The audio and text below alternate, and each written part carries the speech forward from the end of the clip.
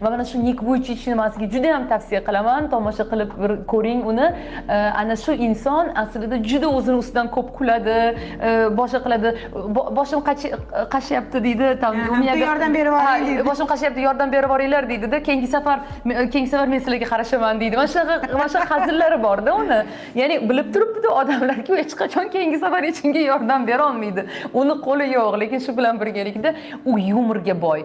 Ya'ni mana shu yumori uni spasat qiladi. Aslida uni hazil-huzuli uni qutqarib turadi-da. Ya'ni uni chiroyli qilib ko'rsatadi. Boricha ko'rsatish kerak. Ya'ni niqobsiz o'zini namoyon qilish xislati bor o'sha insonni. Va shu Nik Vuychichni misolida ham aytadi, xato emasman. Ya'ni Alloh hech kimni xato qilmaydi. Xato qilmaydi va sizni agar u bugun bo'yingiz pastroq yoki bo'yingiz balandroq yoki qayerda tana a'zoyingizda bu muammo yoki bu muammo bormi yoki yo'qmi farqi yo'q. Ishoning, bu siz uchun eng yaxshisi.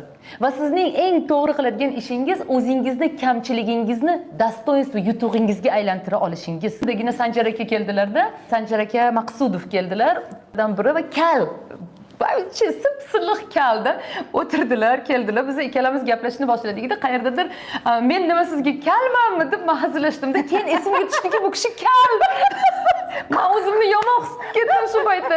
Buni qarab, nimaga menga buni qilmaysan? Nima men senga kalmanmi dedim-da bunga.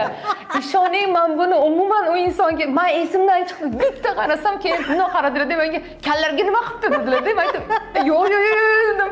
Hech narsa desa, kallarda dedilar. Bilasizmi nima? Testosteron ko'p bo'ladi dedilar. Kal bu zo'r dedilar-da.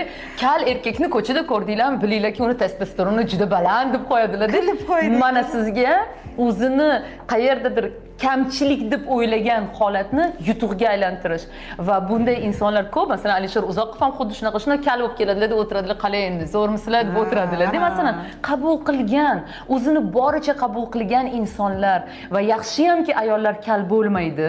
Yaxshiyamki